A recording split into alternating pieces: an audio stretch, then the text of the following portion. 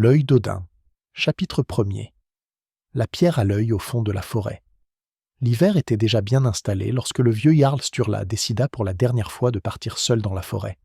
Les nuits étaient un peu plus longues que les jours, la neige crissait sous les pieds et le souffle se transformait en givre sur la barbe. Il n'était plus jeune, ses épaules étaient voûtées, ses mains tremblaient de froid et de vieilles blessures. Mais dans son cœur, il avait conservé la même sévérité que lorsqu'il menait son peuple vers l'ouest, vers les riches monastères et les côtes étrangères. Mais aujourd'hui, il ne marchait pas pour le butin ou la gloire, mais pour autre chose, le silence, qui était plus dense dans la forêt que nulle part ailleurs. La forêt s'étendait comme un mur de pins et de sapins noirs. Les branches enneigées étaient recourbées, comme si les dieux eux-mêmes les avaient pressées contre le sol. Sous ses pieds, des traces de lièvre traçaient un sentier, et au loin, on entendait parfois le cri d'un hibou. Sturlus s'enfonçait de plus en plus profondément, laissant derrière lui le village où les femmes étaient assises près des foyers, où les enfants se blottissaient dans des fourrures, où les hommes affûtaient leurs lances en prévision d'une attaque. Il ne leur avait pas dit où il allait. Le doyen avait le droit à la confidentialité. Plus il avançait, plus la forêt devenait étrange. Les arbres semblaient les pousser différemment. Leurs troncs étaient courbés, leurs cimes tordues, et la neige ne formait pas un tapis uniforme, mais des taches, comme si quelqu'un avait délibérément laissé des marques blanches sur la terre sombre. L'air devint plus lourd, et le jarl sentit qu'il avait du mal à respirer. Il eut l'impression que quelqu'un lui serrait la poitrine pour vérifier s'il avait encore la force de continuer. Sturla s'arrêta devant une pierre qui se dressait au milieu d'une clairière. La pierre était plus haute qu'un homme, grise et couverte de fissures. À première vue, elle n'avait rien de particulier. Le nord regorgeait de tels rochers. Mais celui-ci se distinguait par une chose. Quelque chose était gravé à sa surface. Le jarl s'approcha et passa la main sur la pierre froide. La gravure était grossière mais nette, un ovale au centre duquel se trouvait un cercle, et dans le cercle, une encoche lisse, comme polie à la main. C'était un œil. Pas un œil humain. Trop grand, trop prédateur, trop ancien. On aurait dit qu'il regardait droit vers celui qui avait osé s'approcher. Sturla retira sa main. Quelque chose se serra dans sa poitrine, mais il ne pouvait détacher son regard. C'était comme s'il avait été aspiré à l'intérieur de cet œil de pierre et qu'il avait sombré dans l'obscurité. La vision lui apparut brusquement, comme un coup d'épée. Devant lui se tenaient les Ases, les dieux de la guerre et de la mort. L'un d'eux, vêtu d'un manteau gris, était armé d'une lance aussi haute que le ciel. Un de ses yeux brillait d'un feu ardent, l'autre était caché par l'ombre. À côté de lui se tenait Thor qui tenait dans sa main un marteau crachant des éclairs. Derrière eux se tenaient les autres, Freyr, resplendissant d'or, Heimdall, avec son corps prêt à sonner. Il regardait le vieux jarl comme s'il pesait son âme. Une voix retentit, non pas sortie de la bouche de quelqu'un, mais de l'air lui-même. « Tu as trouvé la pierre, tu as trouvé notre œil.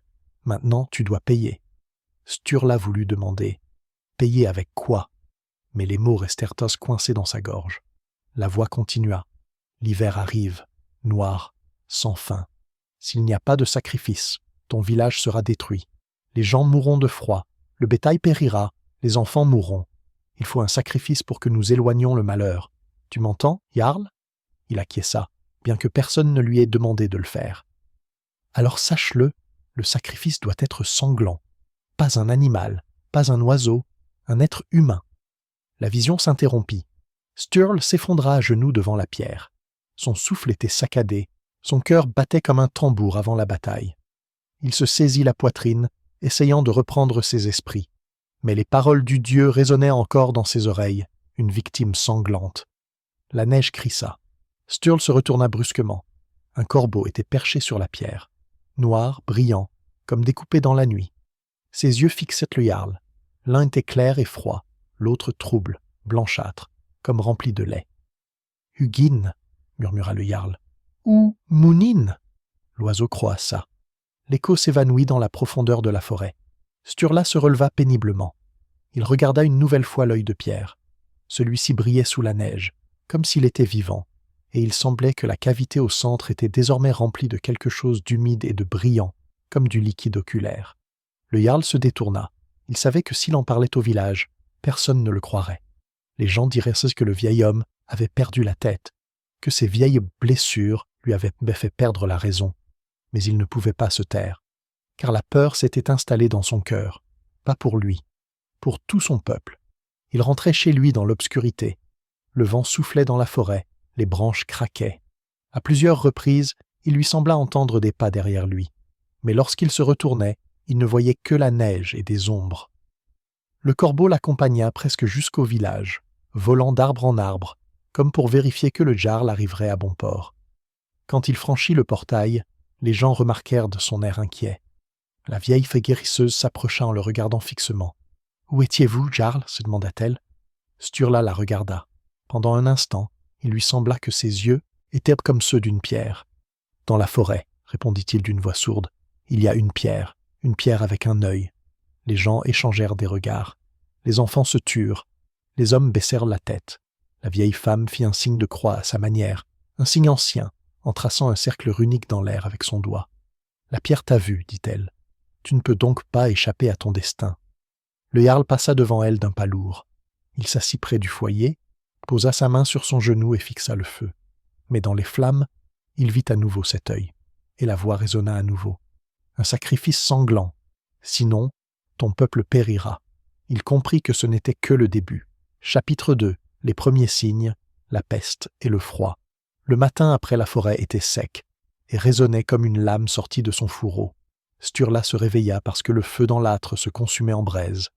Dans la longue maison, ça sentait la fumée froide, la résine de conifères et la laine réchauffée par les corps pendant la nuit.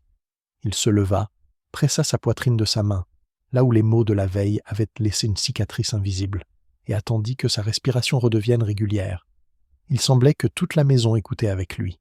On entendait la neige crisser contre les murs, les poutres grincer sous l'effet du froid, et quelque part au fond, derrière une cloison, une femme gémissait dans son sommeil. Il sortit, et son regard se posa sur le monde blanc où tout avait disparu, les traces, les couleurs, les odeurs. Le fjord fumait comme un chaudron bouillant, une vapeur épaisse et immobile flottait au-dessus de l'eau noire. Le vent était sec et semblait réduire l'air en une fine poussière de verre. Il piquait le visage et recouvrait immédiatement les cils de givre. Le ciel, bas et pâle, semblait être une pierre posée sur le toit du village.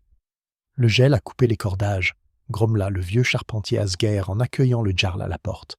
Sa moustache était collée par la glace et ses doigts, gantés, semblaient plus épais que d'habitude. Ces jours-là, on ne nourrit pas les gens. La graisse dans les tonneaux a pris, comme si on l'avait fait bouillir à nouveau. L'huile de poisson est dure comme de la pierre. « Il y a de la glace dans le puits » demanda Sturla. « Jusqu'au fond, » répondit Asgeir avant d'ajouter après un moment. « Je ne me souviens pas d'un tel temps. »« Moi, je m'en souviens, » répondit mentalement le Jarl, mais sans le dire à voix haute. Il se souvenait de l'hiver où, enfant, ils transportèrent de l'eau dans des outres en cuir depuis une source chaude.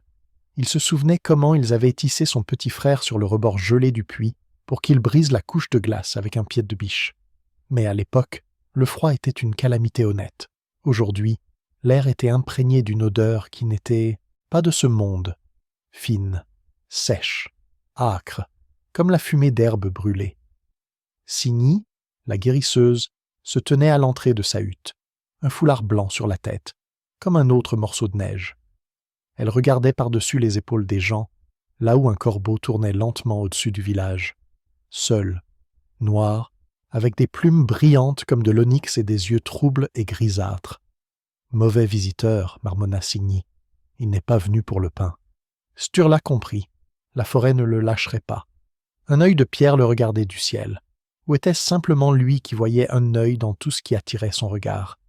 Le premier signe apparut au coucher du soleil. Le garçon de la maison de Almar, qui s'appelait Ulfrici, roux, au nez pointu, qui aimait courir après les chiens sur la plage, fut pris d'une fièvre intense et anormale.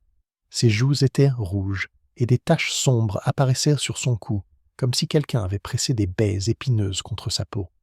Ses mains tremblaient, ses lèvres étaient collées, et il délirait. « Ne va pas là-bas, maman, on nous appelle dans la neige. » Signy arriva avec un panier d'herbes séchées et un petit sac dans lequel tintèrent des tablettes runiques. Elle suspendit du genévrier au-dessus du foyer, jeta dans le chaudron une poignée d'écorce et quelque chose d'inconnu pour Sturl, des racines séchées recouvertes d'une couche bleue. Une fumée visqueuse et sucrée se répandit, avec quelque chose en plus, comme dans la forêt près d'une pierre. Elle chatouillait le nez, ne réchauffait pas, mais semblait enveloppée. « C'est la mer, dit Signy sans regarder la femme en pleurs. Mais pas n'importe quelle mer. Ce ne sont pas les rats qui l'ont amenée, ni Dieu qui l'a fait descendre des marais. C'est le gel qui l'a fait monter. Ce sont les mots qui l'attirent. »« Quels mots ?» demanda Sturla. Il lui semblait connaître la réponse. La réponse sortit des braises, un crépitement semblable à la respiration sifflante d'un vieillard et un murmure, presque inaudible, presque composé de la langue de la fumée. Signy ajouta du sel au feu et murmura comme seuls les Volvas savent le faire, la misère, la glace, le sort. Elle accompagnait chaque mot d'un léger effleurement de la planchette. 3 entailles apparurent sur les tablettes de bois. N, No, I, Isa, P, Pertro. Sans dents, impossible de s'en sortir, sans glace, impossible de tenir bon. Et Pertro, c'est le jet de dés. Quelque chose doit être décidé par le sort.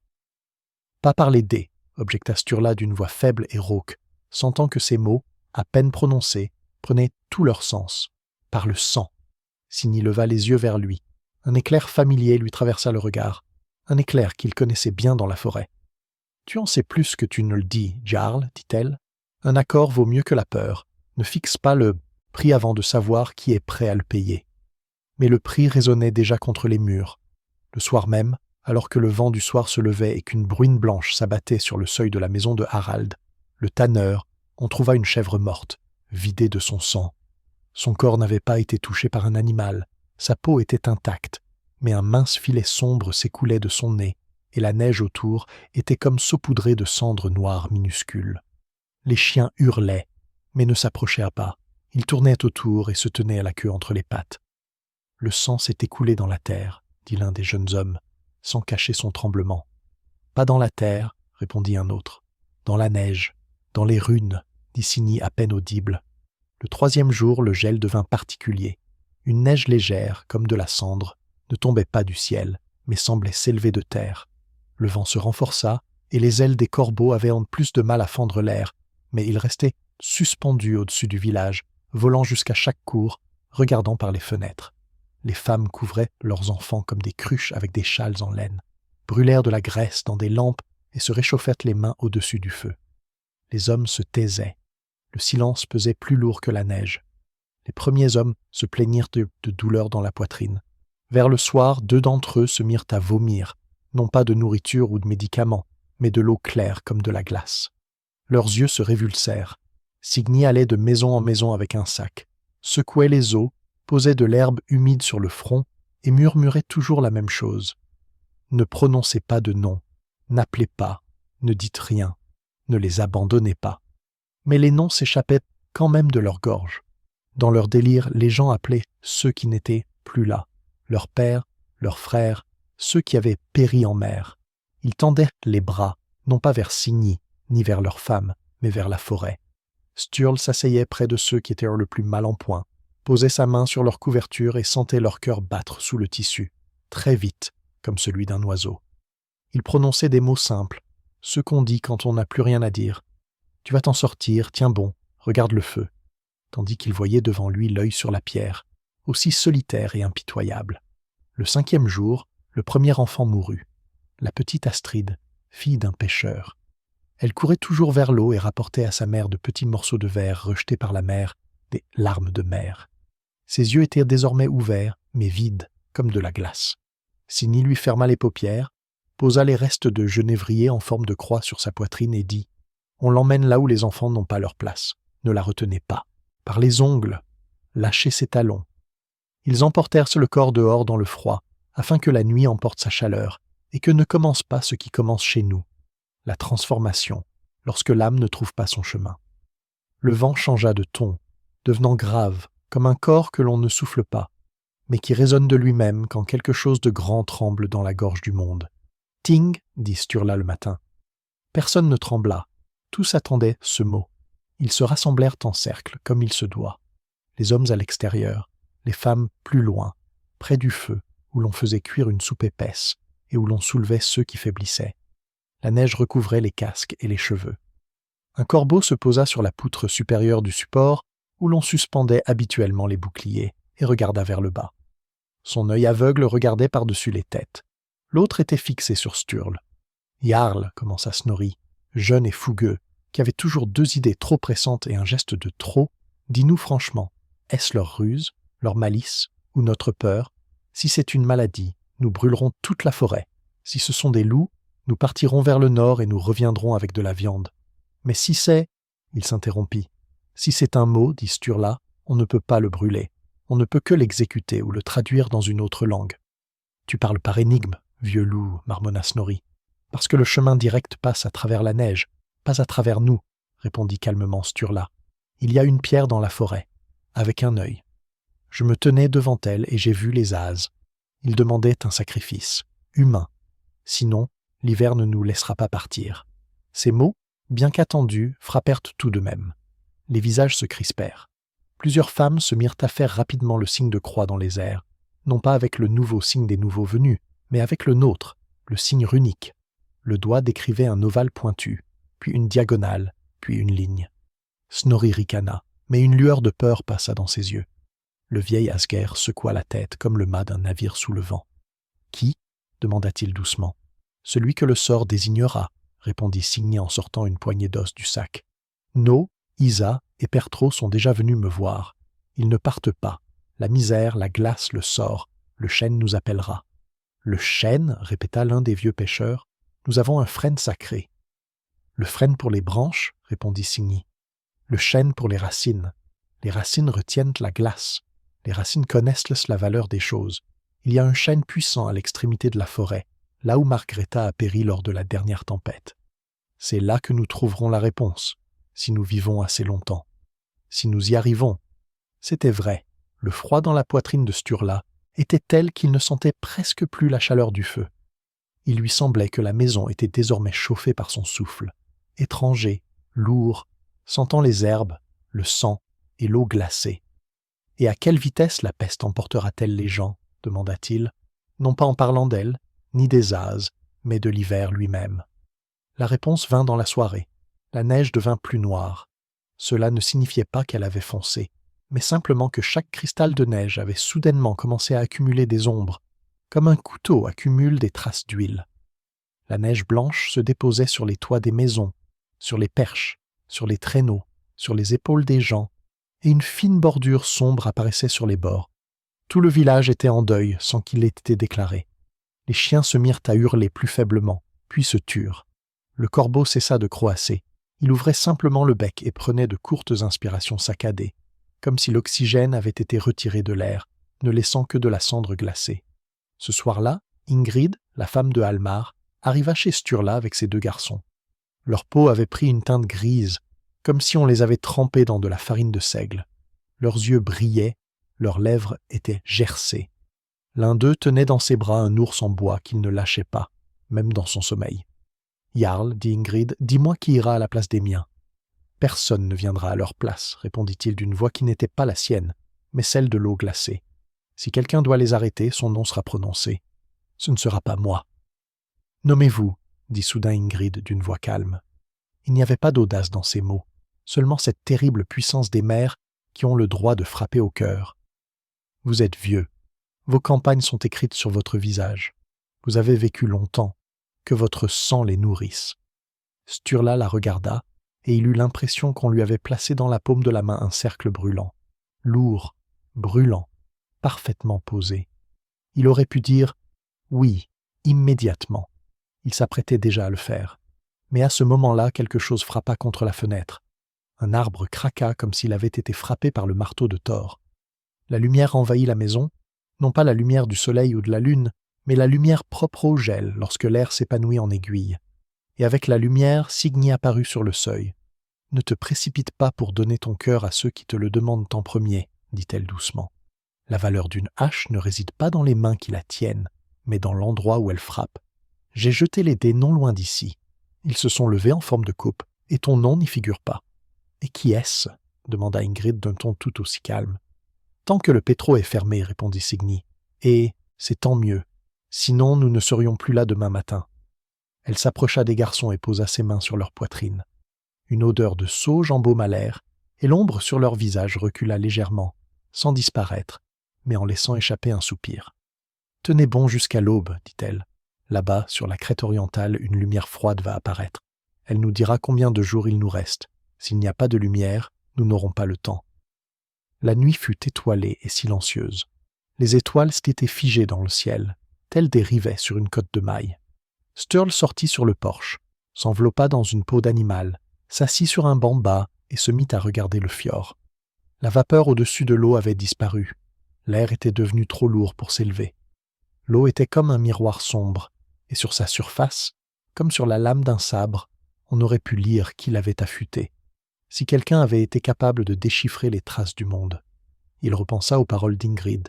Chaque nuit d'hiver, après avoir été laissé en vie lors de ses expéditions, par hasard, par erreur, grâce à la prière de quelqu'un, il revenait à la même pensée. Sa vie lui avait été généreusement accordée, mais pas pour rien. Cela signifiait qu'il avait un devoir à accomplir, une dette à payer. Peut-être était-ce cela, payer. Il avait vu mourir sur les dracars des hommes plus jeunes que lui de 20 hivers. Il avait vu le sang se transformer en vapeur dans le froid sous le couteau, non pas d'un ennemi, mais d'un compagnon. Il connaissait le prix du sang. Il aurait pu, mais la voix qui sortait de la pierre ne disait pas « Arrête ». Elle disait « Amen, donne ». Et c'était un autre devoir, le devoir du bourreau, le devoir du juge, là où la main n'a pas le droit de trembler et où chaque tremblement est une nouvelle mort. « Si tu me veux, prends-moi », souffla-t-il dans le vide. « Si tu veux mes mains, coupe-les. Mais si tu veux que je te donne un nom, tu te trompes d'adresse. Tu es celui qui a trouvé l'œil, » répondit le silence d'une voix qui n'était pas un son, mais une présence. Tu es désormais celui qui le regarde. Sturla serra les dents. Une silhouette rapide et basse émergea de l'ombre derrière la maison. Snorri, jeune, fougueux. Il s'arrêta à quelques pas et le froid fit ressortir le rouge de ses joues. « Jarl, dit-il, j'ai réfléchi. Si le sort choisit un enfant, je prendrai sa place. S'il choisit une femme, je ferai de même. Qu'il me choisisse. Je suis jeune, mon sang est chaud. Les dieux le voudront. » Sturla se détourna pour que Snorri ne voie pas son visage se déformer. « Le sort n'est pas une foire, dit-il. Il ne choisit pas la marchandise au cri. Va dans ta chambre. Prends soin de tes mains. Demain, nous couperons la glace dans le puits. » Snorri renifla, mais, étonnamment, il obéit. Il fallait effectivement couper la glace. L'eau du puits n'était pas simplement gelée. Elle avait pris l'aspect d'un miroir, comme si quelqu'un avait versé de la magie dessus. On la coupait comme de la roche, mais elle ne cédait pas. Le matin arriva, gris comme la fourrure d'un loup nordique. Un corbeau était perché sur le toit de la maison du Jarl. Avant, il tournait en rond, maintenant il était assis. C'était pire, parce que cela signifiait qu'il y avait quelque chose à attendre. Au-dessus de la crête orientale, un pâle pilier de lumière s'éleva, semblable à un os blanc allongé, placé verticalement entre le ciel et la terre. Il ne réchauffait pas, ne bougeait pas, il restait simplement là, comme une marque sur le manche d'une lance. Ici. Signy, en le voyant, s'accroupit brièvement sur un banc et murmura « Cela signifie que nous avons 3 jours. »« Comment le sais-tu » demanda Asgir. « Parce que le poteau est droit, » répondit Signy. « S'il tremblait, ce serait 5. S'il était fêlé, ce serait 1. Mais comme ça, c'est 3. C'est le temps qu'il nous reste pour décider. » Décider. Ce mot fit frémir tous ceux qui étaient assis en cercle. Et pourtant, quand, à midi, on amena dans la maison du tanneur une 2e chèvre, tout aussi vide, sans une goutte de sang, mais avec une bande sombre sur le cou en forme de rune D. Dalle, jour, destin. Les gens cessèrent de regarder vers le sol. Ils se mirent à se regarder les uns les autres, comme on regarde quand on choisit celui qui ira devant, dans la lave où grouille l'ennemi, ou celui qui restera. « Ne choisissez pas avec vos yeux, » dit Signy. « Laissons les os dire ce qu'ils ont vu dans la forêt. »« Pas les os, » objecta Sturla. Il se tenait droit comme un mât, et chacun de ses mots était comme une perle solidement nouée. La pierre a dit « le chêne ». Le chêne, répéta Signy, et son visage prit un instant une expression étrangère, comme si une ombre obstinée surgissait de derrière son épaule. « Cette nuit, j'irai le voir. J'irai seul. Si je reviens, je vous en dirai plus. Si je ne reviens pas, devinez sans moi. »« Je viendrai avec toi, » dit Snorri. « C'est mon devoir de te guider. »« Ce n'est pas ton devoir, » l'interrompit Sturla. « Tu as les mains gelées dans l'eau du puits. » Snorri serra les lèvres et frappa du poing sur la table, faisant bondir les coupes. Signy sourit du coin des lèvres. Ce sourire était aussi fatigué que 2 sacs de sel. « Laisse le vieil homme y aller avec la vieille, dit-elle. Ils n'ont plus que leurs os. Que les jeunes gardent que le feu. Sturla acquiesça. Il savait déjà, il allait là où la nuit était encore plus sombre. Il le savait, et cette certitude avait quelque chose qui ressemblait à un soulagement. Les décisions prises avant d'avoir choisi sont toujours plus faciles. Mais la nuit en décida autrement. Avant même qu'ils aient franchi la porte, un nouveau signe se manifesta. Sur les toits des maisons, des poutres minces et évanescentes se mirent à chanter. Le gel avait tellement tremblé que les morceaux de bois se mirent à vibrer comme des cordes. Sous le toit de la maison de Harald, une étroite langue de feu s'échappa, comme si quelqu'un à l'intérieur avalait du charbon et l'expirait vers l'extérieur.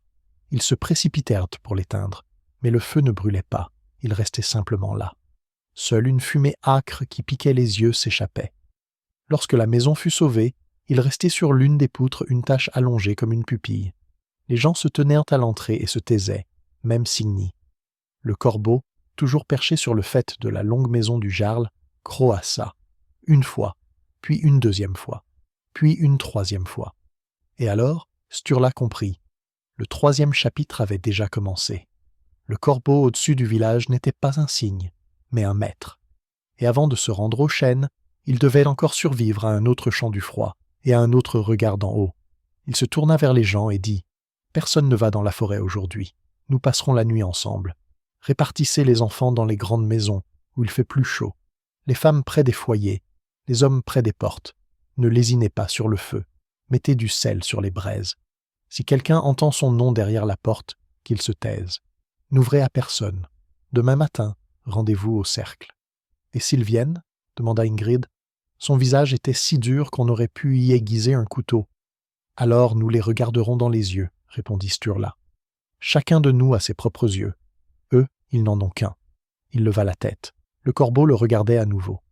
Un œil était vif, intelligent, plein d'esprit. Le second était aveugle, comme l'hiver. L'œil de pierre de la forêt et l'œil céleste de l'oiseau ne formaient plus qu'un seul regard. Et dans ce regard, il n'y avait ni pitié ni malveillance, seulement un devoir à accomplir. Et plus il tardait, plus la pièce serait chère. La nuit, longue comme deux vies, s'étirait du coucher du soleil jusqu'à la pâle colonne de lumière. Les gens murmuraient, près des foyers de vieilles chansons, non pas celles destinées à la danse, mais celles qui énuméraient les noms des ancêtres et des pierres sur lesquelles leurs ombres s'étaient assises. Le feu picotait vers le bas, puis remontait, comme la figure de proue d'un navire sur une vague.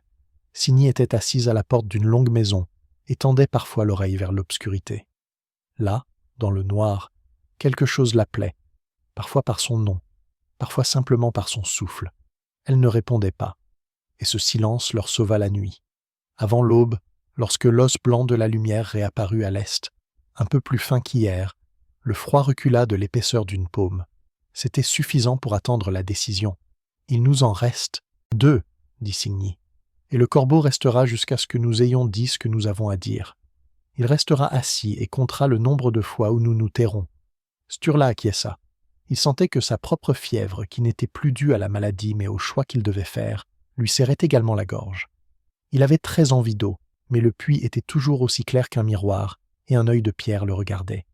Il pressa sa main contre sa poitrine, là où se trouvaient les mots encore non prononcés, mais déjà siens, et pour la première fois depuis de nombreux hivers, il dit à voix haute ce qu'on réserve habituellement aux dieux et à la mer vide. « Je respecterai leurs paroles, dit-il, mais je ne deviendrai pas leur couteau, qu'ils me désignent eux-mêmes. » Et sur ces mots, il sortit dans la neige, où un corbeau préparait son ombre longue et immobile au-dessus du village. Chapitre 3. Le corbeau au-dessus du village. Le matin n'apporta pas la lumière, mais un nouveau fardeau. La neige tomba sur les toits de manière régulière et silencieuse, mais cette régularité avait quelque chose de sinistre, comme si l'hiver lui-même avait décidé de se transformer en dalle de pierre et de recouvrir le village pour étouffer le souffle des vivants. Le pilier de lumière pâle au-dessus de la crête orientale était toujours le même, mais il était devenu plus fin, et Signy dit « Il en reste 2. » Ces mots étaient plus courts qu'un soupir, mais tout le monde les entendit, même ceux qui faisaient semblant d'être occupés à allumer le poêle ou à réparer des sangles. Même les enfants qui jouaient au dé sur le sol se figèrent, comme s'ils avaient compris le sens de ces mots. Les portes du village s'ouvrirent et le vent s'engouffra à l'intérieur, apportant avec lui un nuage de plumes noires. Les gens levèrent la tête. Un corbeau tournait au-dessus des maisons. Il n'y en avait pas un, mais des dizaines. Ils formaient une longue file noire et se posaient sur les poutres, les clôtures et le sommet des traîneaux. Ils restaient assis en silence. Seul l'un d'entre eux, celui qui avait un œil aveugle, s'était posé sur le faîte de la longue maison du Jarl. Il regardait vers le bas, et personne n'osait le chasser. « Ce ne sont pas des oiseaux, dit Asgeir d'une voix rauque. Ce sont des messagers, ou des prêtres, ajouta Signy. Ils ont pour mission de regarder qui sera désigné par le sort. Le vieux Jarl Sturla sortit dans la rue. La neige craquait sous ses pieds, et dans chaque craquement, il entendait des murmures. Le corbeau borgne pencha la tête sur le côté et sembla regarder droit dans son cœur. « Tu es venu pour moi » demanda le Jarl. L'oiseau croissa. Au même instant, tous les corbeaux perchés sur les toits battirent d'or des ailes. Le village fut plongé dans un tourbillon noir, la neige et les plumes se mêlèrent, comme si la nuit s'était abattue sur les maisons.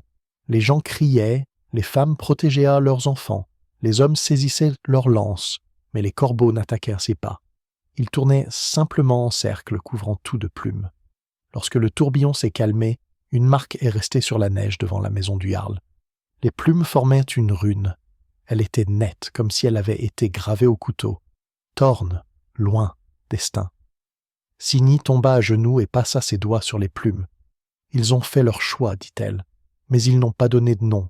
Le destin l'appellera lui-même. » À partir de ce jour, le corbeau fit partie du village. Il ne s'envola plus jamais.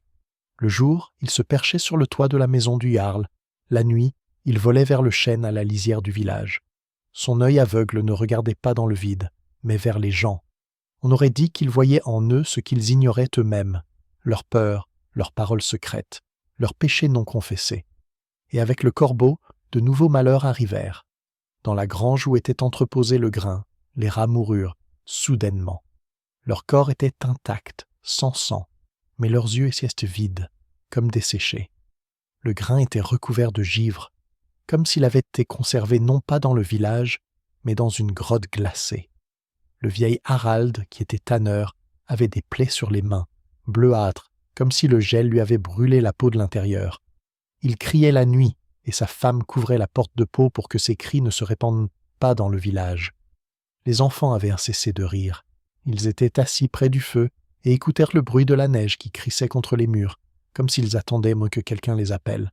Parfois, ils murmuraient dans leur sommeil. « Maman, ouvre, il m'appelle, il est là, derrière la porte. » Signy faisait le tour des maisons et déposait de l'herbe sur les seuils. Mais elle pâlit de plus en plus. « Ils attendent, dit-elle au Jarl. Ils attendent une victime. Et tant que nous ne leur en donnerons pas, le corbeau restera là à compter les jours. » Le troisième soir, ils se réunirent en de cercle. La neige tombait rarement, en gros flocons, et chaque flocon semblait être un œil qui regardait d'en haut. Le corbeau était perché au centre sur un poteau et regardait de ses deux yeux, l'un vivant, l'autre blanc. « Jarl, dit Snorri, ardent et courageux, assez attendu. Laissons-nous décider. Je suis prêt. Prends mon sang. »« Tu es jeune, répondit Sturl. Nous avons encore besoin de ton sang. »« Mon sang est chaud, cria Snorri. Les dieux l'apprécieront. Mieux vaut moi que les enfants. » Signy leva la main. « Ne te désigne pas toi-même. Ce n'est pas ton choix. C'est leur choix. »« Alors qu'ils sortent et le disent !» cria quelqu'un dans la foule. À ce moment-là, le corbeau battit des ailes. La neige tourbillonna et tout le monde vit que le runa était, de nouveau sur le sol. Cette fois, c'était Ash Hagalaz, la destruction, la tempête. « Ils ne veulent pas de ton sacrifice que Snorri, dit Signy.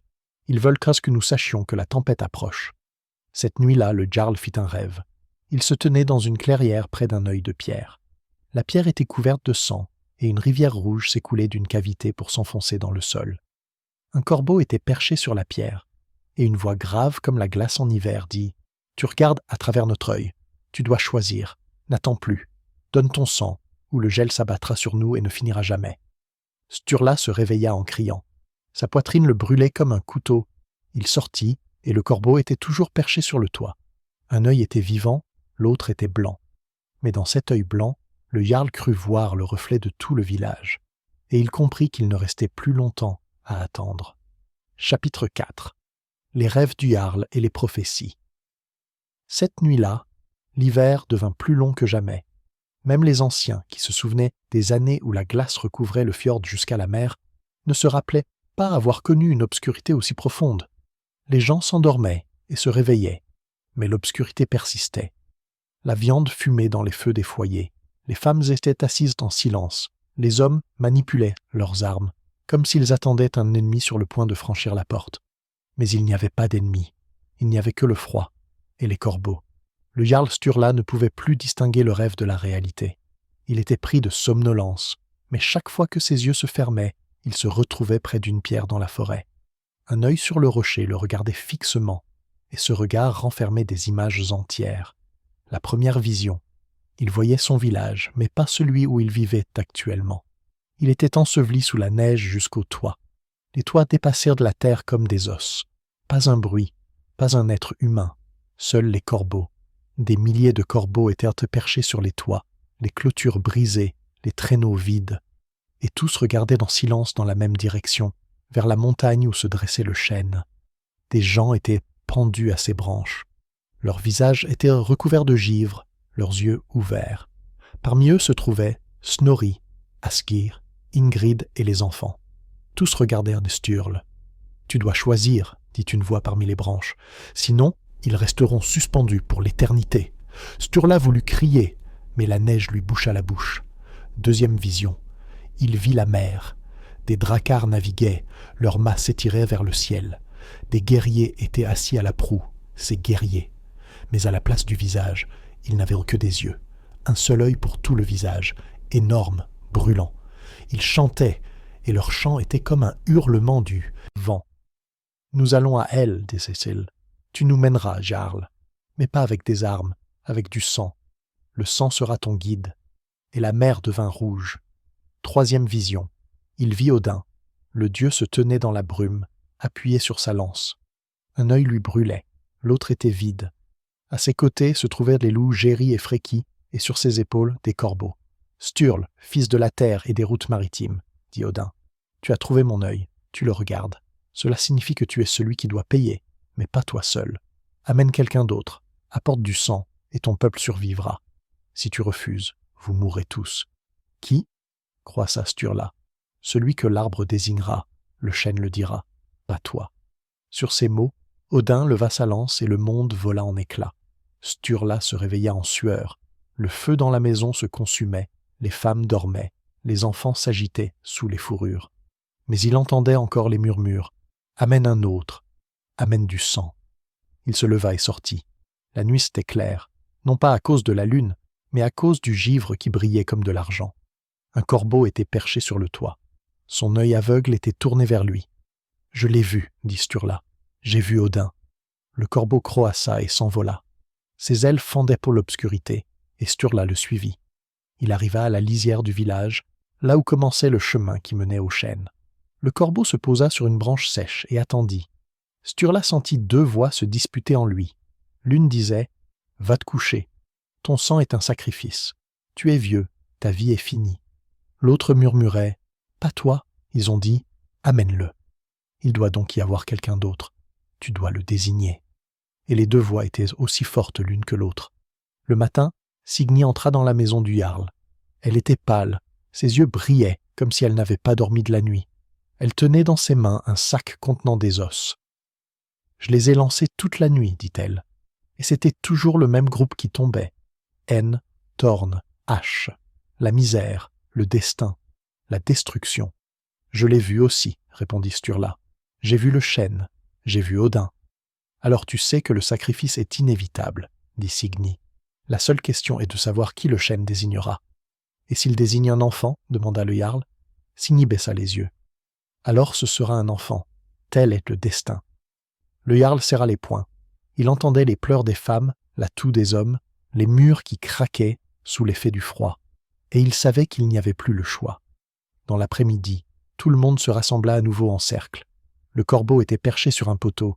La neige tombait drue et chaque flocon se posait directement sur les gens sans fondre, comme si le gel lui-même faisait désormais partie de leur corps. « Cette nuit, dit le Jarl, nous irons au chêne. Il nous dira à qui nous devons prendre le sang. » La foule se mit à murmurer. Certains pleuraient, d'autres juraient, d'autres encore se taisaient, mais personne ne s'opposa, car tous savaient qu'il n'y avait pas d'autre issue. Seul le corbeau croassa, une seule fois, longuement, et ce son n'était pas un croassement, mais une voix prophétique. Chapitre 5. Le rituel du sang près du chêne sacré. Le soir, l'air devint immobile. Le vent disparut et la neige tombait drue, lentement, en lourds flocons, comme si quelqu'un les jetait à pleine main depuis le ciel. Le village était silencieux, et il semblait que les maisons, les toits, les puits, tout écoutait une seule chose, les pas lourds qui devaient retentir dans la nuit. Les gens se rassemblèrent devant la longue maison du jarl. Les femmes couvrirent leurs enfants de peau, mais les yeux des petits restaient fixés sur les hommes qui tenaient des torches et se préparaient à partir. Signy se tenait debout dans le cercle, le sac contenant les os suspendu à sa ceinture. Le corbeau était perché sur un poteau et ne croassait pas. Il attendait. « Aujourd'hui, dit-elle, le chêne prononcera un nom. Nous ne choisissons pas. Nous écoutons seulement. » Sturla se leva. Sa barbe était couverte de givre, ses mains tremblaient, non pas à cause de l'âge, mais à cause du poids de ce qui allait arriver. « Que ceux qui ont peur restent, dit-il.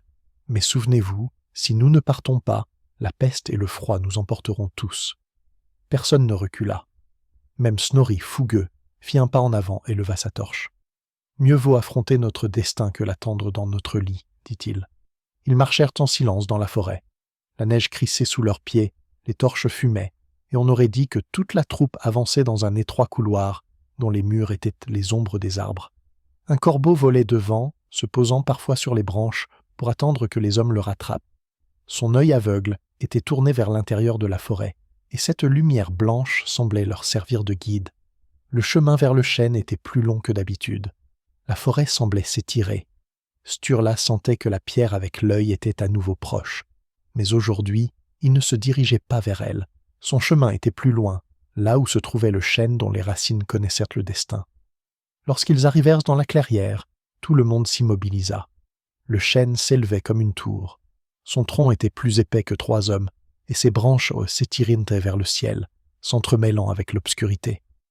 La neige ne tenait pas dessus, comme si l'arbre lui-même la repoussait. L'écorce était noire et portait les traces d'anciennes entailles, des runes gravées par les mains des ancêtres. Beaucoup de runes étaient déjà effacées, mais quelques-unes brillaient d'une faible lueur rouge. Dal, Yera, Thorn, Teiwaz. Au pied du chêne se trouvait un autel en pierre. La neige autour était noire, comme si elle avait été arrosée de sang plutôt que d'eau. Signy se leva devant l'arbre, sortit les os et les jeta sur la neige. Le bruit était sourd, comme si ce n'étaient pas des os qui tombaient, mais des pierres. Elle se pencha, regarda et pâlit. « Le nom a été prononcé, dit-elle doucement. La foule s'agita.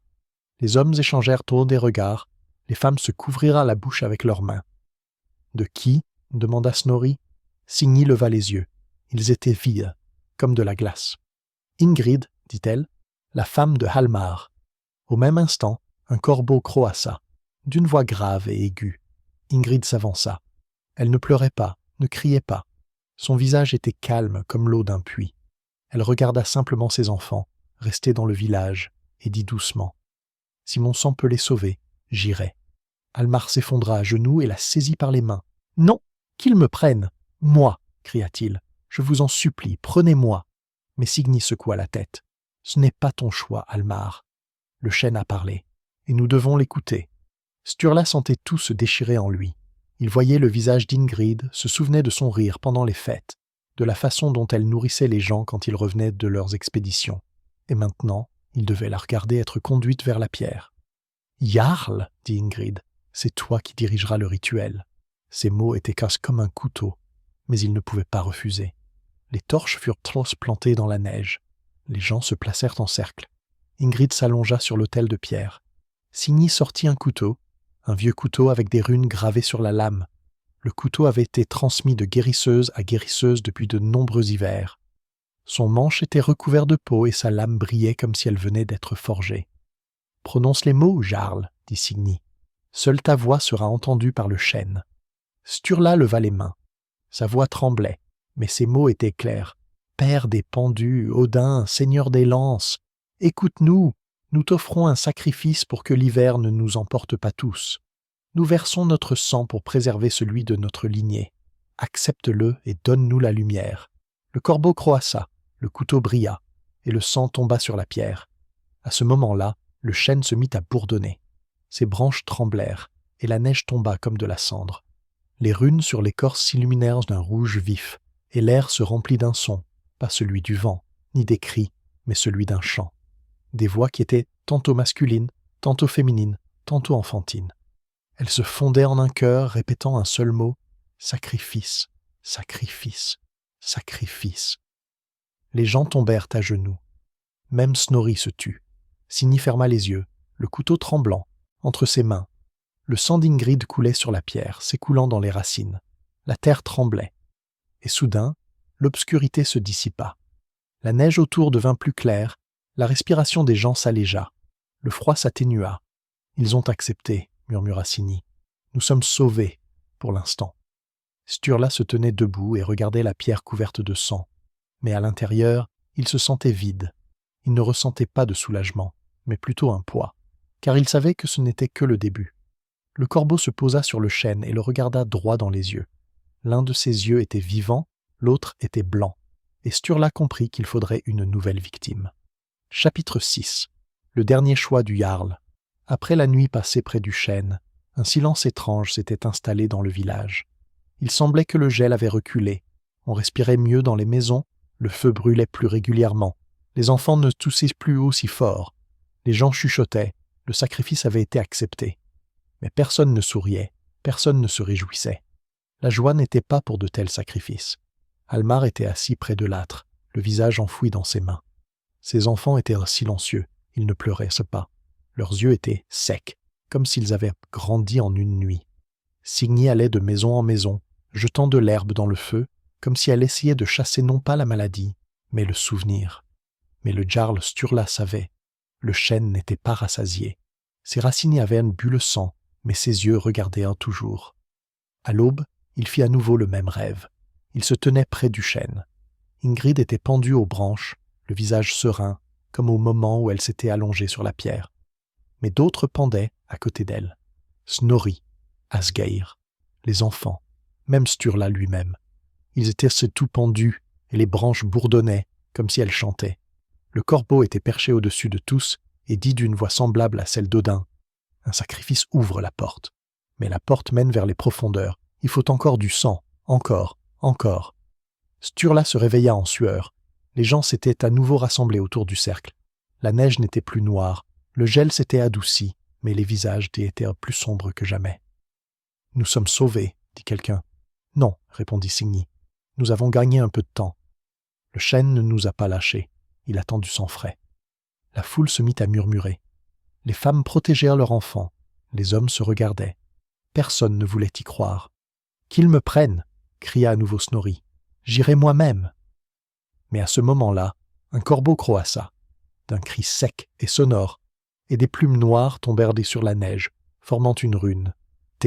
Teiwaz, la rune du guerrier, du héros sacrificiel. Tous les regards se tournèrent vers Sturle. « C'est toi, Jarl, dit Signy, le chêne t'appelle. » Le vieux guerrier se redressa. Son dos craquait, ses jambes tremblaient, mais son regard était ferme. Il comprit que c'était ainsi que cela devait être. Ingrid avait ouvert la voie et lui devait la fermer. « J'irai, dit-il, mais je n'irai pas comme un sacrifice. Un Jarl ne se sacrifie pas comme un mouton. Un Jarl se rend au chêne pour parler aux dieux. Si nécessaire, je mourrai. Mais je mourrai en guerrier. » Snorri voulut protester, mais Asgeir posa une main sur son épaule. « Ne l'empêche pas. C'est son chemin. » La nuit, Sturla retourna vers le chêne. Il marchait seul. Seul un corbeau volait au-dessus de lui, se posant parfois sur les branches. La neige tombait en gros flocons. La lune éclairait le sentier d'une lumière argentée. Il s'arrêta au pied du chêne. L'autel de pierre était encore couvert du sang d'Ingrid. La terre autour semblait respirer, comme si les racines cherchaient une nouvelle victime. « Je suis là, dit Sturla. Je suis un Jarl, un guerrier, un père. Si vous avez besoin de sang, prenez le mien. Mais je ne suis pas venu pour me taire. Je suis venu pour demander. » Il posa ses mains sur la pierre. Au même instant, le chêne s'anima. Ses branches se mirent à trembler. Les runes sur son écorce s'embrasèrent de rouge. Une voix tonna comme un orage. « Tu as trouvé l'œil. Tu as vu. Maintenant, tu es l'œil. Regarde avec nos yeux, Jarl. Regarde pour toujours. Ton sang deviendra notre sceau. Tes yeux deviendront nos yeux. » Sturla ferma les yeux. Il eut l'impression que son cœur se déchirait. Mais au lieu de la douleur, un étrange calme l'envahit. « Qu'il en soit ainsi, dit-il. Je deviendrai le gardien, mais libérer mon peuple. » Le sang coula de lui-même. Il ne se coupa pas. Ses veines éclatèrent de l'intérieur et le sang coula sur la pierre. Des rivières rouges s'écoulèrent vers les racines. Le corbeau croassa et s'envola dans le ciel. Le corps de Sturla devint lourd, ses jambes se collèrent au sol. Mais il ne tomba pas. Ses yeux s'ouvrirent et devinrent différents. L'un brillait d'un rouge vif, l'autre était devenu blanc comme celui du corbeau. Il comprit, désormais, il faisait partie du chêne. Son âme était liée à ses racines. Il n'était plus un homme, il était devenu un œil. Cette nuit-là, le gel se retira du village. Les enfants respirèrent normalement, les hommes cessèrent de tousser, le grain fut débarrassé du givre. Signy sortit dans la rue et regarda vers la crête orientale. Le pilier de lumière avait disparu. « Nous sommes sauvés, dit-elle, mais au prix de la vie du Jarl. » Le corbeau tournait au-dessus du village et le chêne se reflétait dans son œil aveugle. Depuis lors, les gens disent que si l'on se rend au chêne sacré pendant la nuit, on peut voir le vieux Jarl. Il se tient là, les mains enracinées dans le sol, les yeux brillants comme deux soleils différents. L'un est vivant, l'autre mort. Il regarde le monde sans ciller. Et tant qu'il se tient là, l'hiver n'ose pas emporter tout le monde.